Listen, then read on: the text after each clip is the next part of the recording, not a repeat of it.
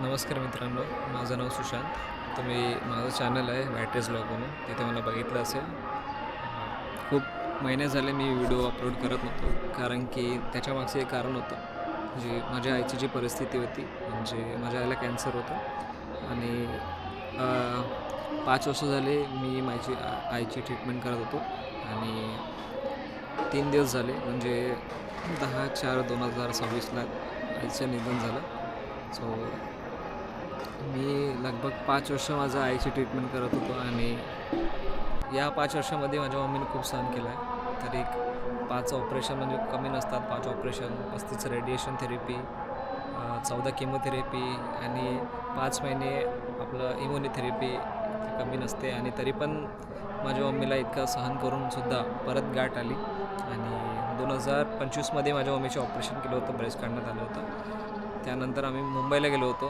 त्यावेळेस मी इथे जॉब करत होतो. मला जॉब सोडायला लागली, कारण की घरी मी एकटा आहे आणि बाबा वगैरे काम करतात, तर मला जाणं भाग होतं. तर मी जॉब वगैरे सोडली आणि आम्ही मुंबईला गेलो होतो. मुंबईला टाटा मेमोरियल ट्रीटमेंट करायला. सो तिथे पण केलं काही, आम्ही महिने ट्राय केलं, पण तिथे परत गाठ आली इथे. तर ते डॉक्टर म्हणाले की सध्या आम्ही काही करू शकत नाही, तुम्ही घरी जा. असं घरी जा म्हणजे त्यांनी म्हटलं की तुम्ही रेस्ट करावा, तुम्ही घरी राहून तुमचा टाईम स्पेंड करावा, असं म्हटलं त्यांनी.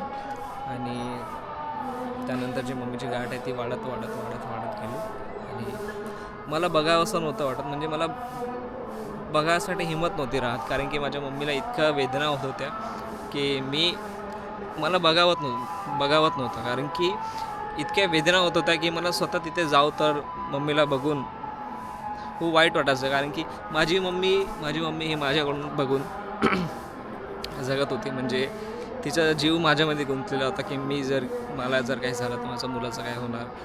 आणि माझा पण जीव माझ्या मम्मीमध्ये होता. जर माझी मम्मी, म्हणजे मी कधीच माझ्या मम्मीला एकटं सोडलं नाही आणि कधीच मी एक दिवस असा नाही गेला की माझ्या मम्मीला मी फोन नाही केला, की माझ्या मम्मीशी बोललो नसेल.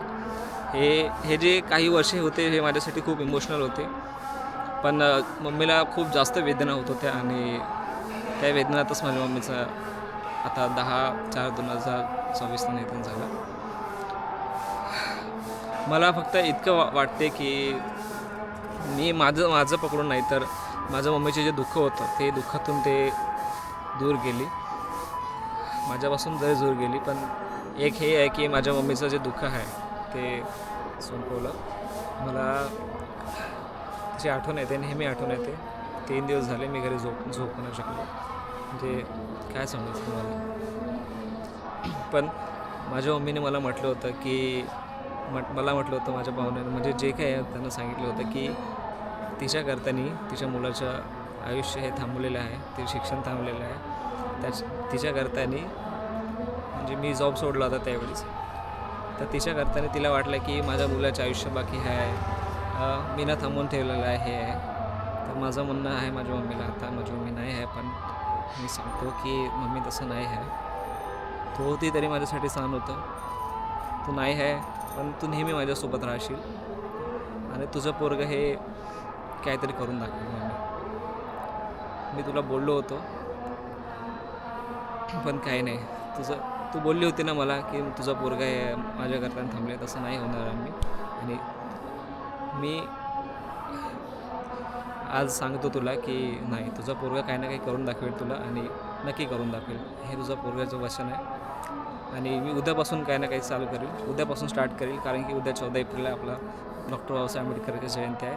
तर मी उद्यापासून नवीन सुरुवात करणार आहे माझ्या आयुष्याची. तर मी हेच सांगण्यासाठी गेला आहे. सो बाबांना श्रद्धांजली.